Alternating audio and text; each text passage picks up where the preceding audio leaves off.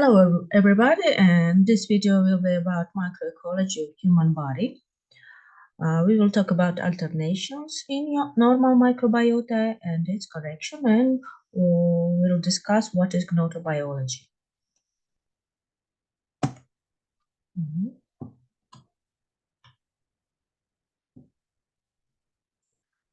Okay, human body is colonized by many microorganisms, and usually we call it human microbiota.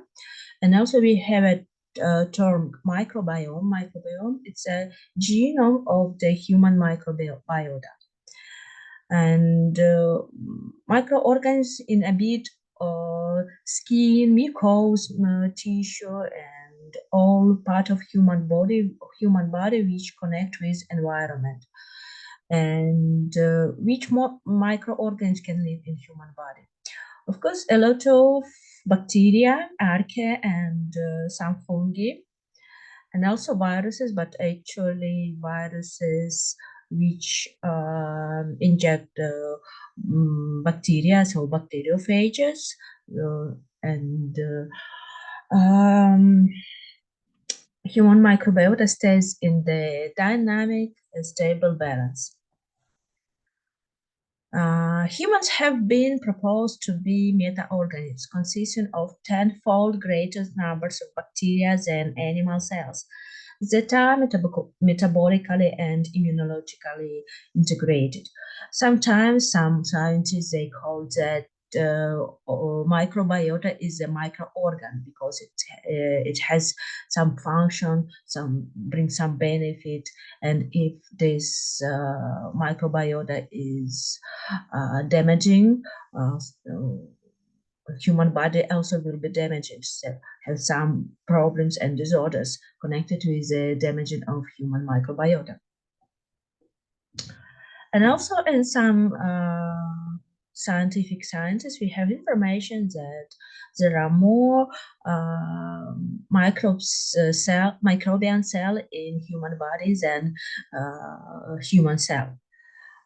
For example, in nature, scientists said that they count a reference man, and in reference man there are about 30 trillion human cells and 39 trillion bacteria.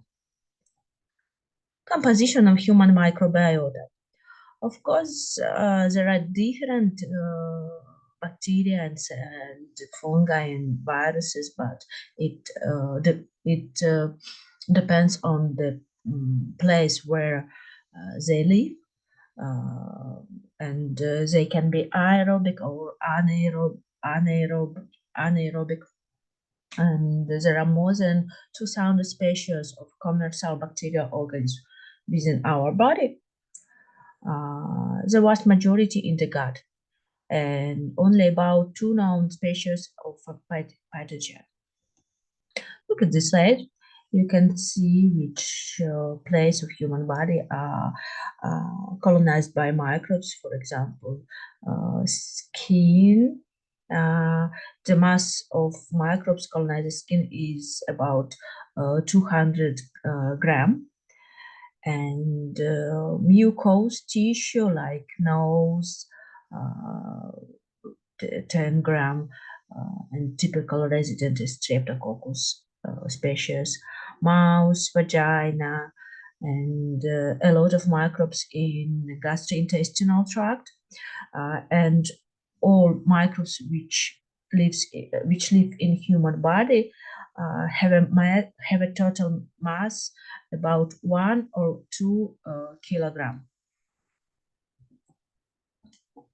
Okay, so all part of human body which connected with the environment are colonized with microbes. So it's of course skin and conjunctiva,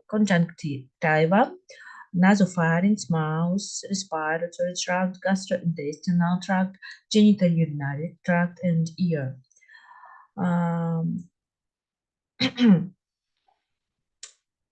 And usually microbes which colonized human body are in symbiotic relationship with human cell, because they bring some benefits, they do some function, they have some function in human body, they help human body in some process, and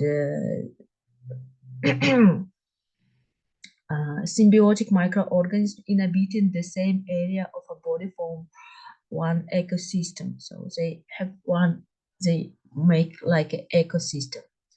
Most of the community is autochthonous. Autochthonous mean indigenous and stable, so obligatory, like autochthonous, indigenous, like obligatory, which must be here, which must live here, which organize ecosystem, and which brings the benefits from the human body, and which are in symbiotic relationship with human cell.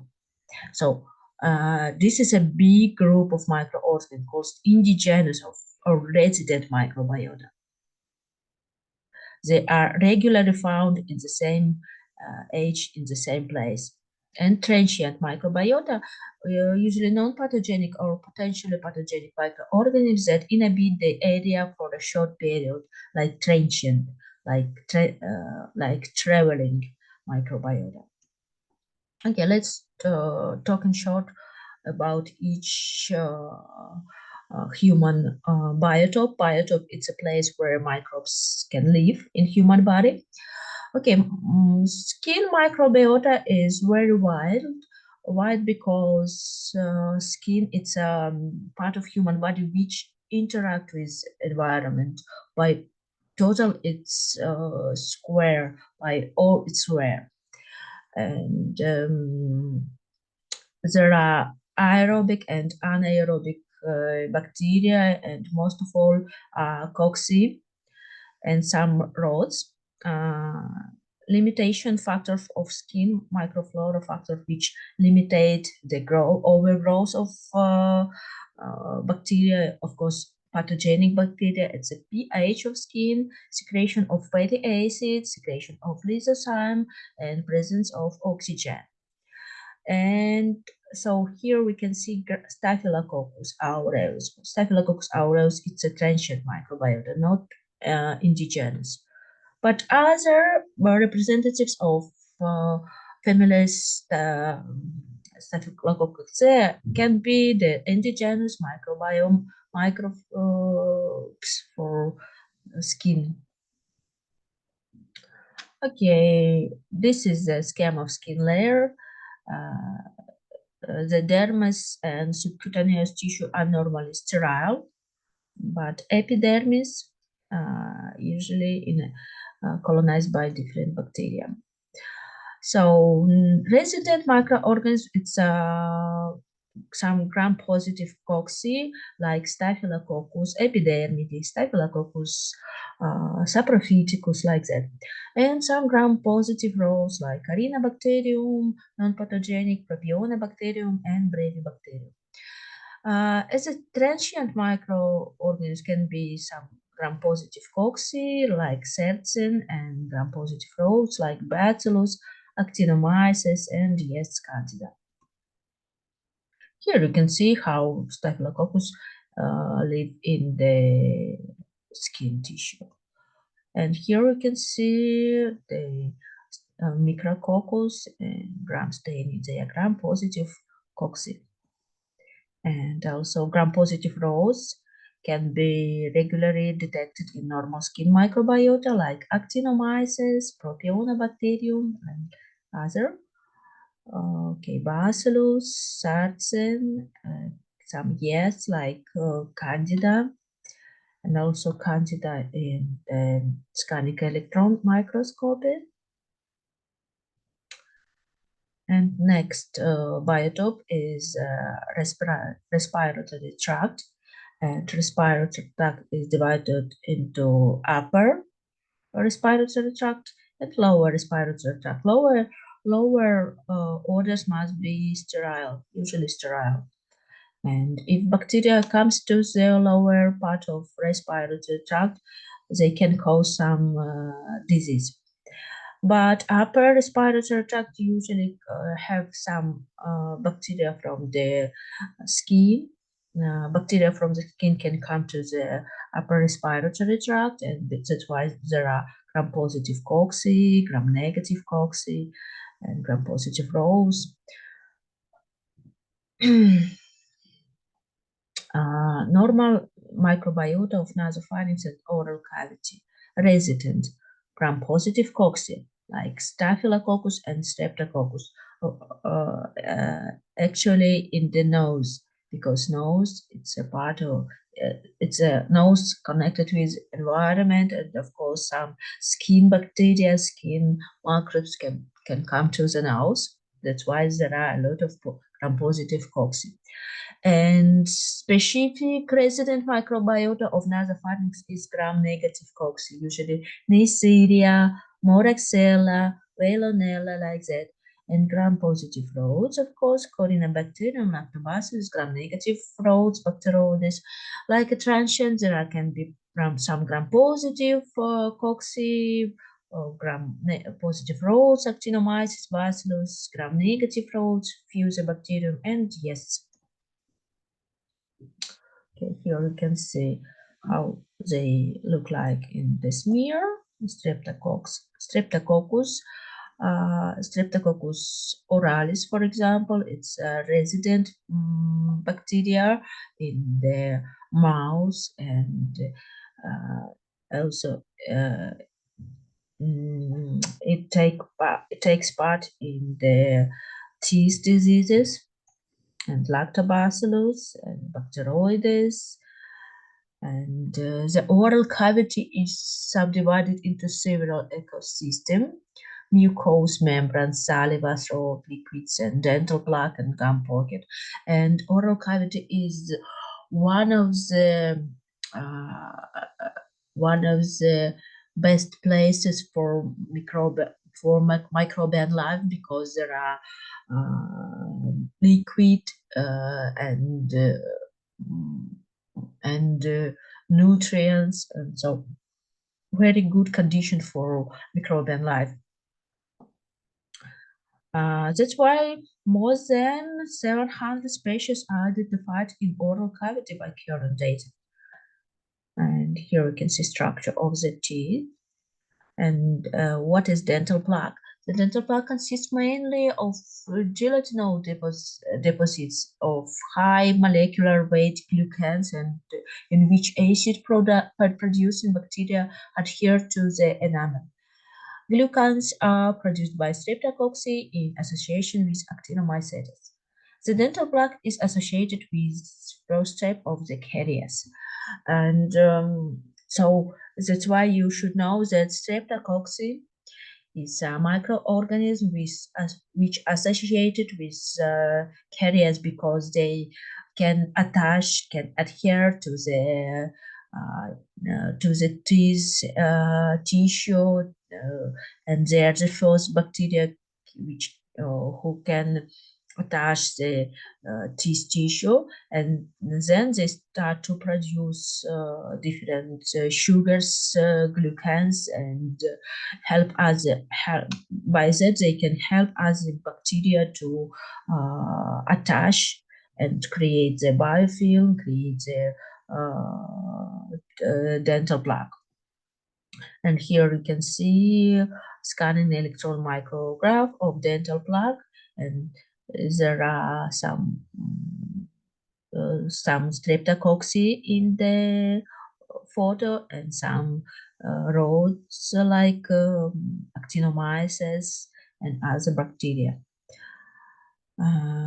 Plaque accumulates calcium salt to form tartar, and they produce different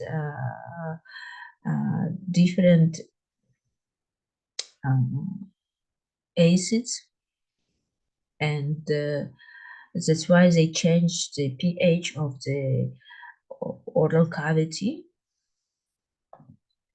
and then this pH start to destroy the enamel of the teeth.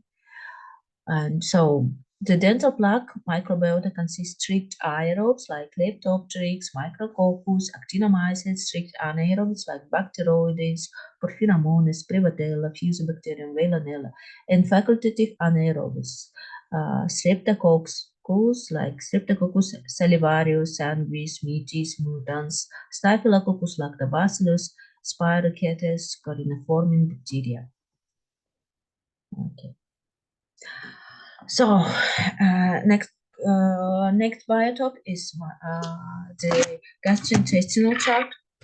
The body is like a donut with the alimentary canal the inside of the donut. Things inside the alimentary canal are not truly inside the human body. Um,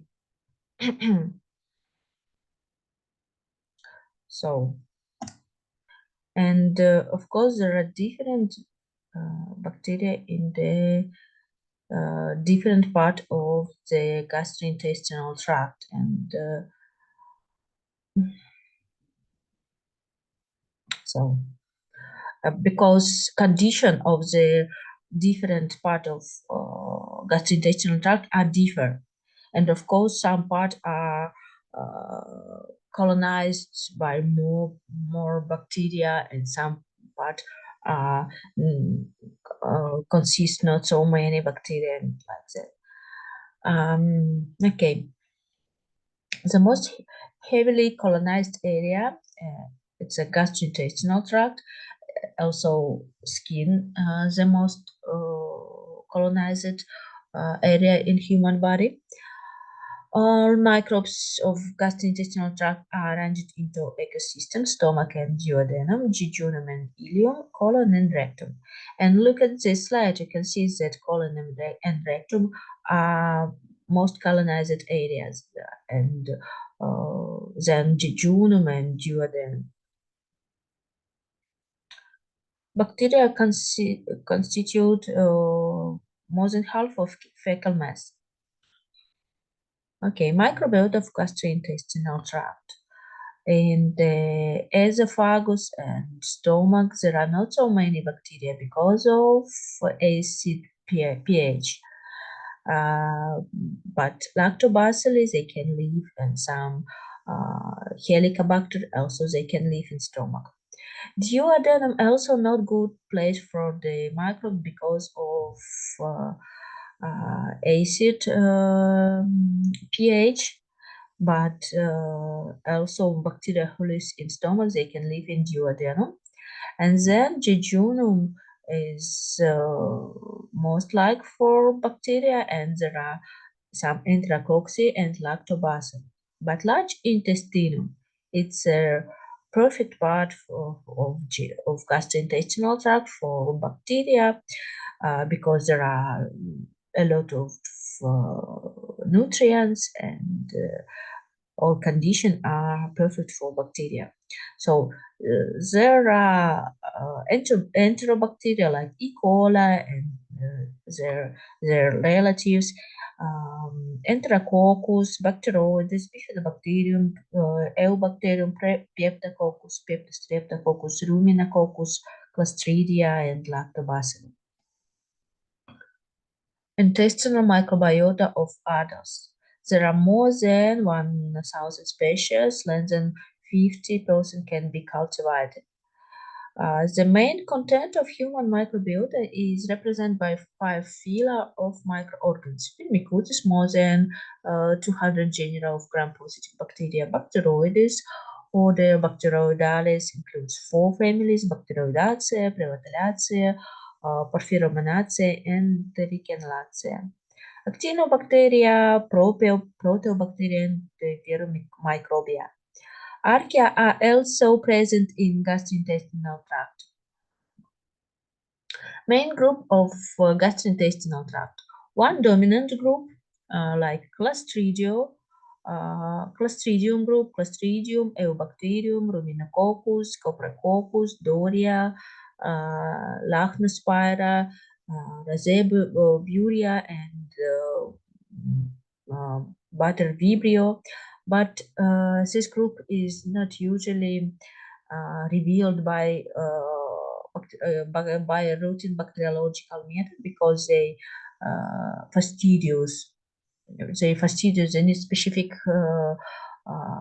nutrients, they need specific conditions for cultivating. Clostridium leptum group and also Eubacterium ruminococcus and Archaeophyllum genera. The basic species in the second group are Fecalibacterium prazontisi. Third group, Cytophagia flavobacteroides, and also some minor group, Bifidobacterium, Lactobacterium, okay, and also here we can see photos of this bacteria. Transient microorganism can be can contain some gram-positive cocci, gram-positive rods, gram-negative rods, and yeast. E. coli, one of the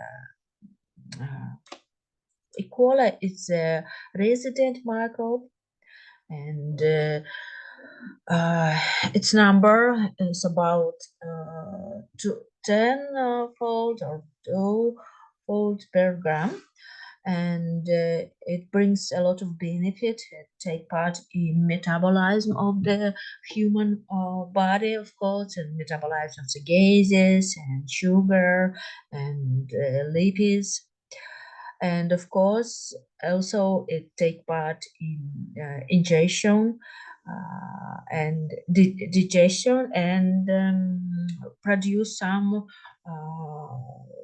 vitamins like vitamins from B group and vitamin K and other. At present, Streptococcus group D are renamed Enterococcus faecium and fecalis, and under scanning electron microscope, it look like a Diplococci.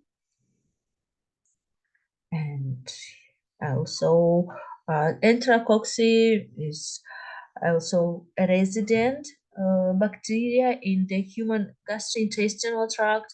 It takes part in the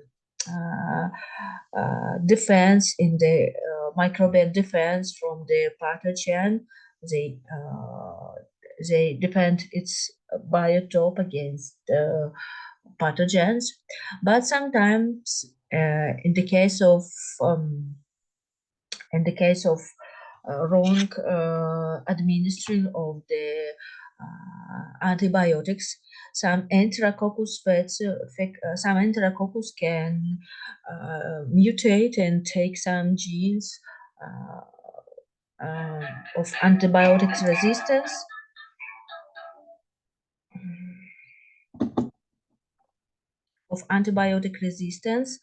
And that's why they can cause that's why they can be created to the pathogen. So Enterococcus can change its function, and before this mutation, it brings benefit. It work like a resident microbiota, but after this mutation, after taking these genes of antibiotic resistance, they can appear as a pathogen. And also Helicobacter pylori can live in the stomach. It's one of the rare bacteria who can live in the acid condition of stomach, and that's why they can ulcer. They can cause the ulcer of the stomach because they can change the acid condition. Okay, establishing of normal microbiota. At both the gut and sterile is colonized immediately, ultimately developing into a stable community. Also, there are marked variation in microbial composition between individuals. So, in the mother's uterus, baby is in sterile condition. But after birth, in the process of birth, baby get microbes from their mothers, and it depends of the way of the birth. So if um, it contains mother's vagina and intestinal microbiota, and also microbiota of medical personnel and environment uh, of the hospital.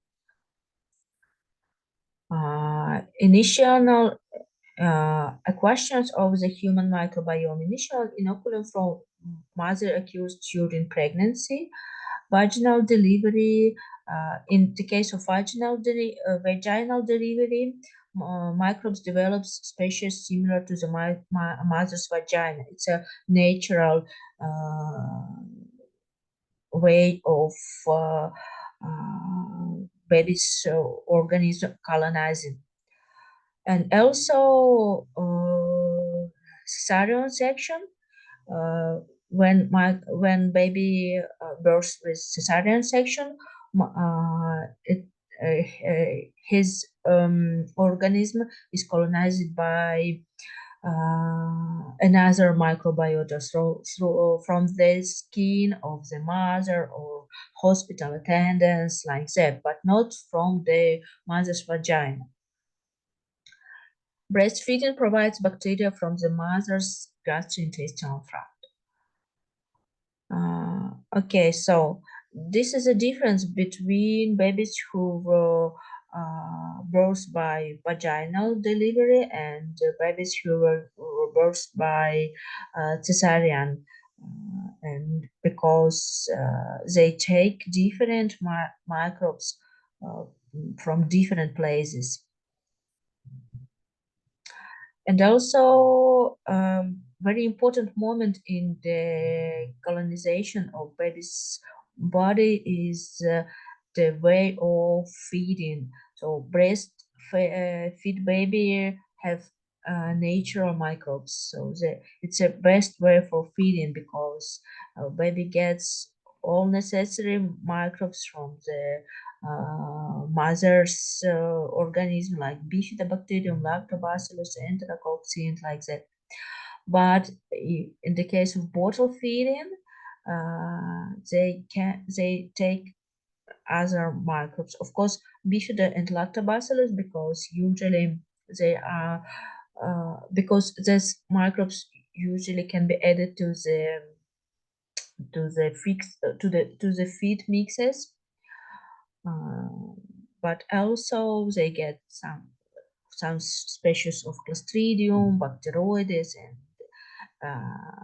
some E. coli, and like that, and more transient microorganisms than in the breastfeeding baby. Next part is genital urinary tract, and also parts of urinary tracts like upper parts of genital urinary tract must be sterile, like kidney, uterus, urinary bladder, and urethra must be sterile.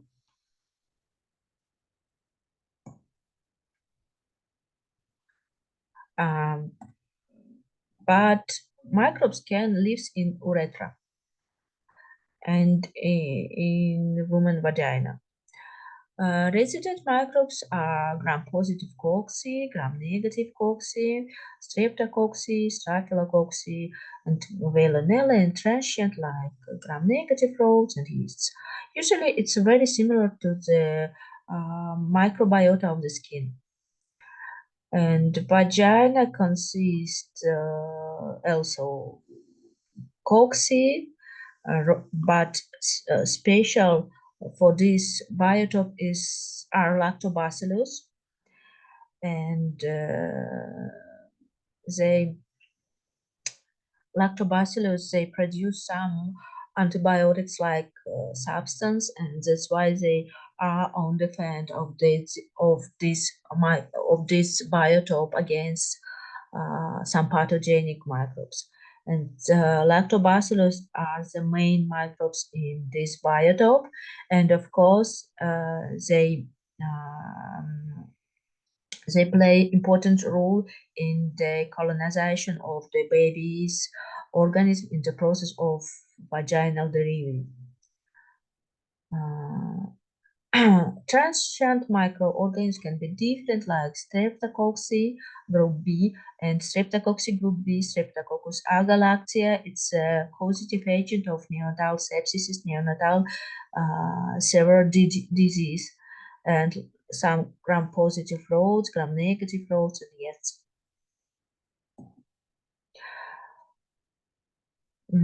In the case of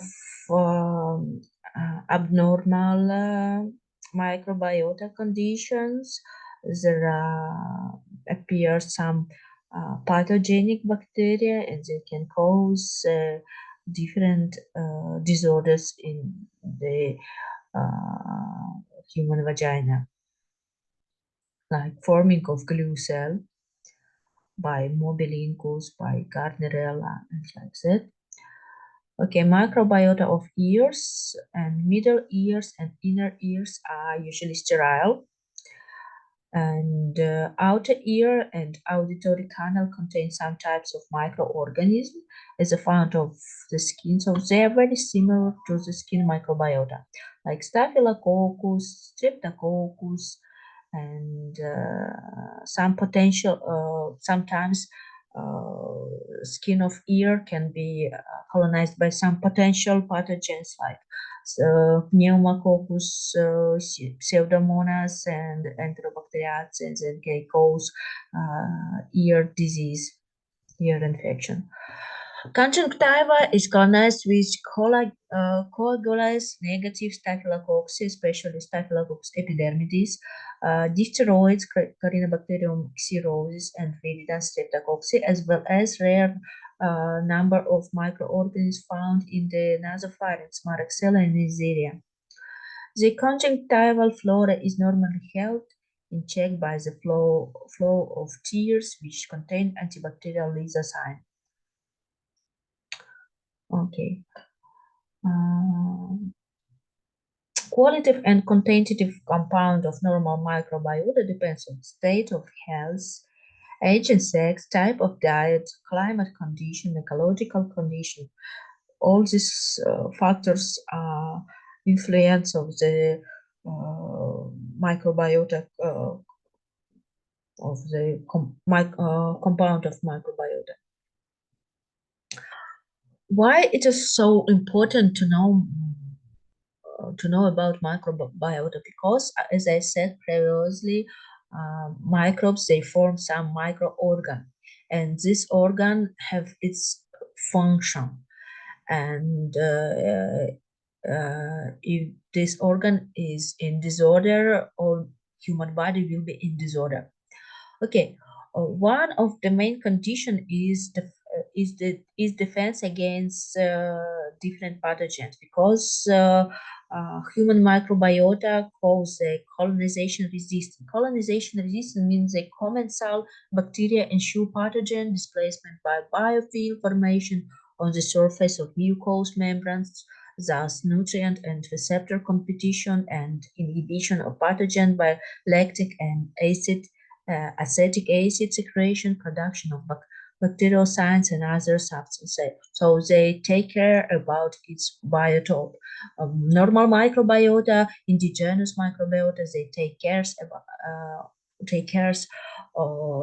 about its biotope. They defend.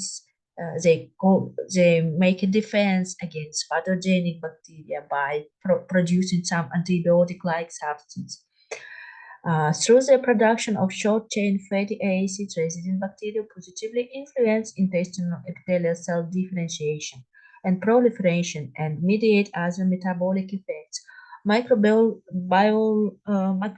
colonization increases the uptake of nutrients, glucose in intestine. So they helps in digestion process. A normal microbiota stimulates the development and activity of the immune system. Innate immune response to the commensal flora educate the immune system and influence adaptive response to exogenous antigens. Surface enterocytes secrete many immune mediators in response to microbial antigens, including antibacterial peptides, immunoglobulin A, and chemokines. The endotoxin liberated by gram-negative microorganisms of microbiota may help the defense mechanism of body triggering the alternative complement pathway as long as they are not produced in excessive amounts. So, microorganisms from normal microbiota also helps uh, to have the uh, also helps immune system because it can educate immune system, can be as a training microorganisms because all these bacteria they have antigen and this antigen stimulate immune system to work. So they like a training microorganism. Um, and of course, human microbiota take parts in all kinds of metabolism, and of course, they produce some substance which can be useful for the human body, like vitamins, like organic acids and some nutrients. They helps intestinal tract to absorb nutrients and participates in conversion of bile pigments and bile acids. Gut microbiota produce some enzymes which metabolize some nutrient substrates like oligosaccharides by bifidobacterium and polysaccharides by Bacteroides.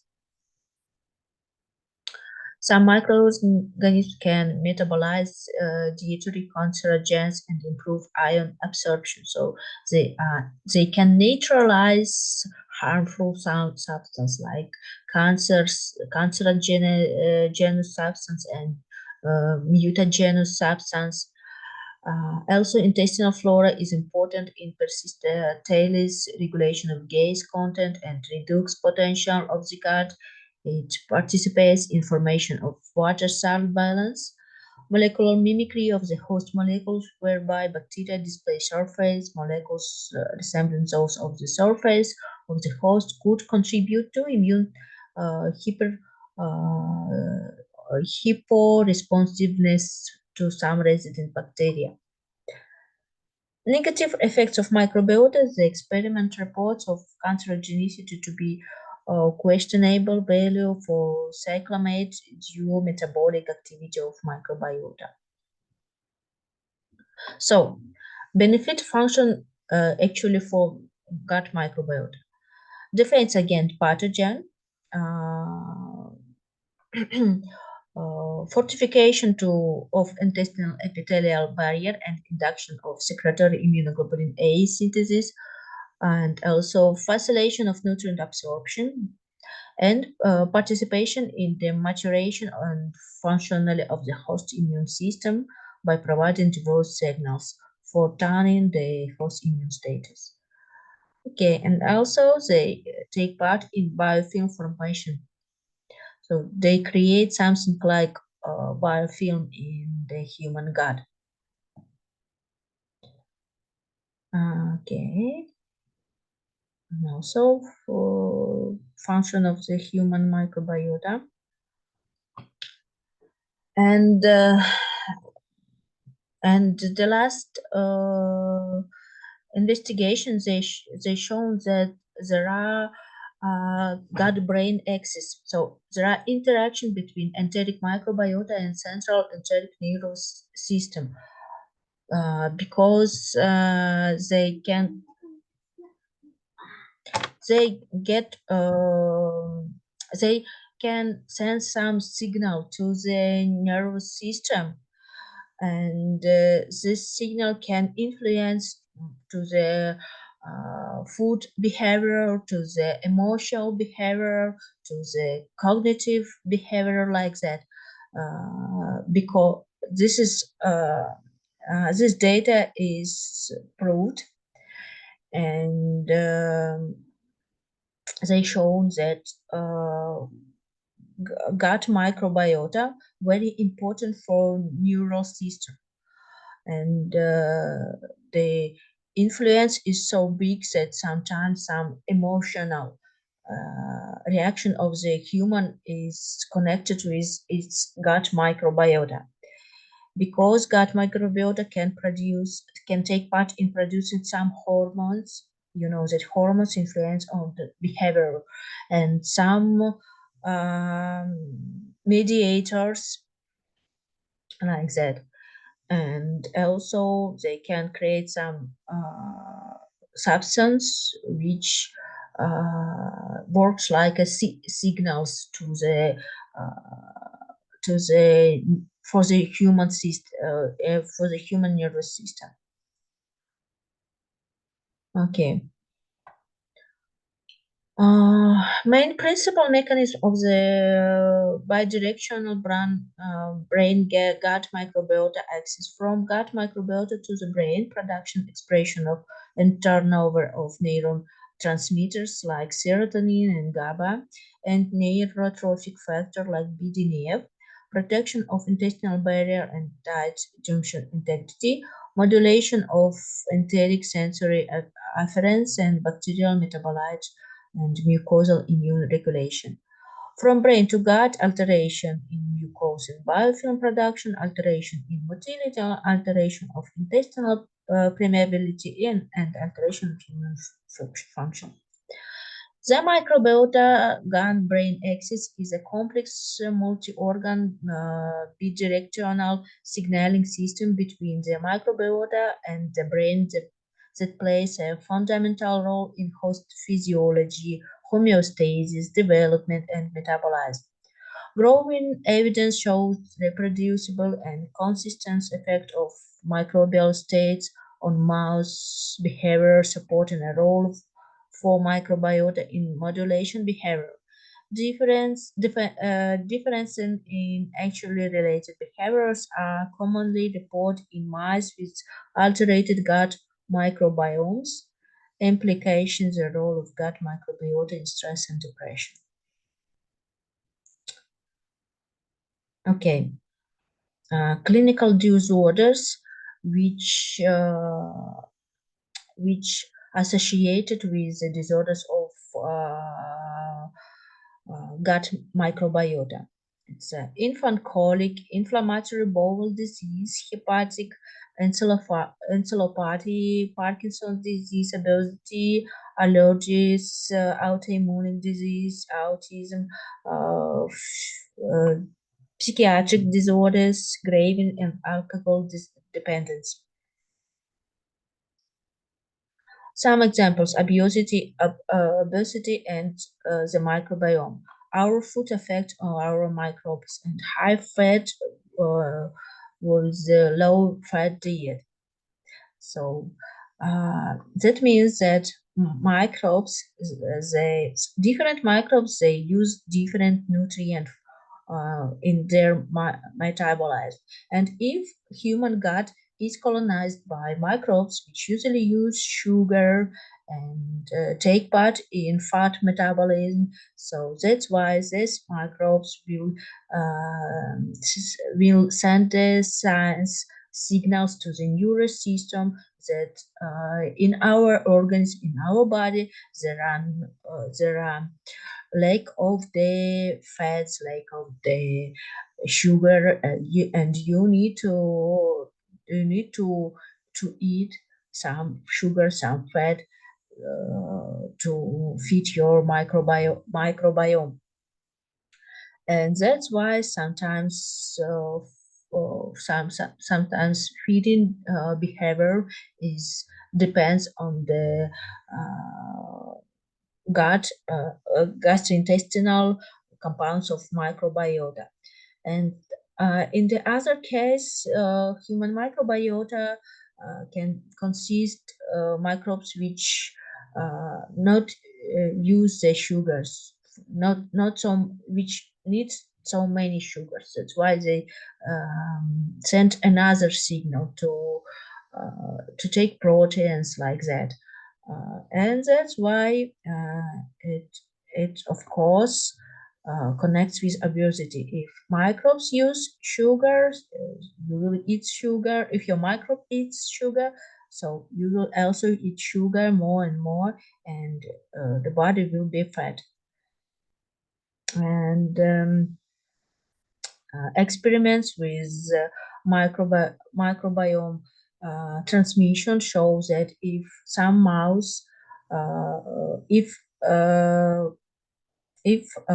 transmit microbes from the mice with obesity, if you can transmit these microbes to the mice with normal more normal weight, through few then this mouse will be also get an obesity. So transmission of the obesity gastrointestinal microbiota to the animal with the normal weight will change the weight of this animal to the obesity weight. And of course, diabetes and the microbiome are linked. Diabetes have a different microbiome than non-diabetic. Diabetics have a different microbiome than non-diabetics in human and mouse models. Inject bacteria from healthy mouse into mouse prior of inducing diabetes, reduce diabetes formation. Dysbiotic microbiota. A dysbiotic microbiota is an ecological disorder of bacterial communities. The concept is often associated with pathogenesis of several immune deficiency diseases. Diagnosis of alternation of human microbiota. Cultural bacteriological method, qualitative and quantitative examination can show about 10% of all microbes in the human body. Also molecular genetic methods like PCR and like sequences, new molecular phylogenetic approaches based on sequencing of bacterial ribosomal RNA or higher resolution bulk genomic sequencing of entire communities, environments allow sense-based non-culture depends and inventors of metagenomic of the entire microbiota population composition and their component genes, which can be tabulated and correlated with host phenotypes. So, of course, this method, bacteriological method, can't show all microbes because more than 80% of microbes from microbiota can't live in the can be cultivated because of fastidios. And to know all microbes, it is better to use molecular genetic methods, but it is too it is not cheap, too expensive, and usually can be done for scientific works. But it is clear that in the case of some disorders of the gastrointestinal tract, disorders of the like infection, and after taking antibiotics, microbiome is also be damaging, and that's why usually we not need to detect this its condition. It is clearable that after administer antibiotics, microbiome also will be damaging. And here we can see some method of detecting, sequencing, and how to treat. Of course, by dietary modification and use some preparation, which consists of indigenous microbes like probiotics. Probiotic consists of indigenous microbes, and prebiotic, it's like a feeding factors which increase the growth of the indigenous microflora.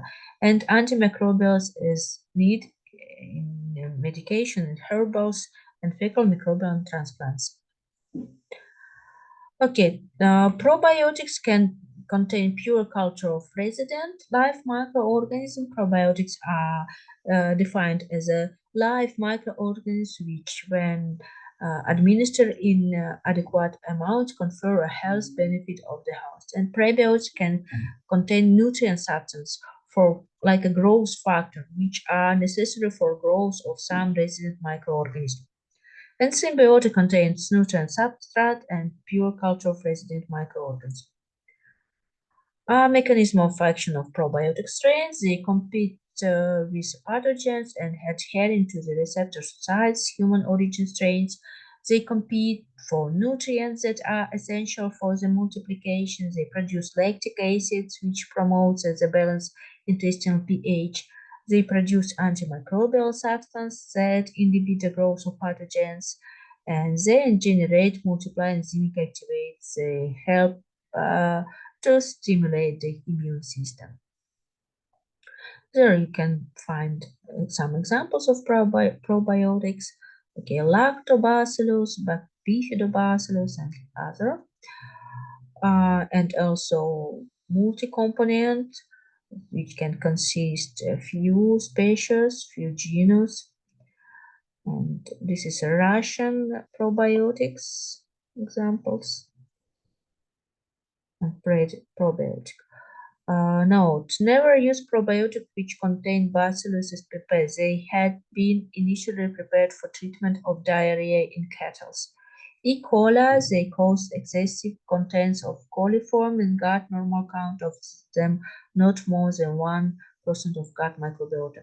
Metabolites of any microbes. Toxic metabolites can improve the state of microflora and only cause inflammation and diarrhea.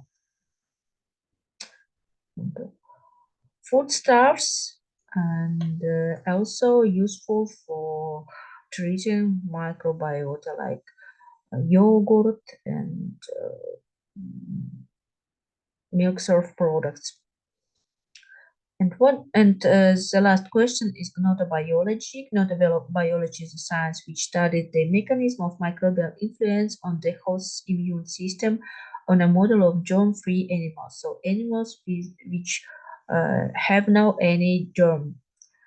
Germ-free animals are obtained by hysterectomy or cesarean section in the sterile condition. Germ-free animals have no their own microbiotas. They are sterile animals.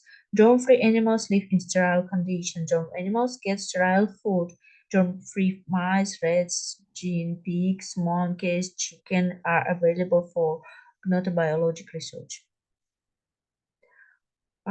Properties of germ-free animals. Germ-free animals are more susceptible to infection and have reduced vascularity, digestive enzyme activity, muscle wall thickness, cytokine production, and serum immunoglobulin levels. So if animal live in sterile condition, if they interact if they not interact with any germs, so they need no immune system, because immune system is defense against germs, against all foreign, and that's why their immune system became weaker.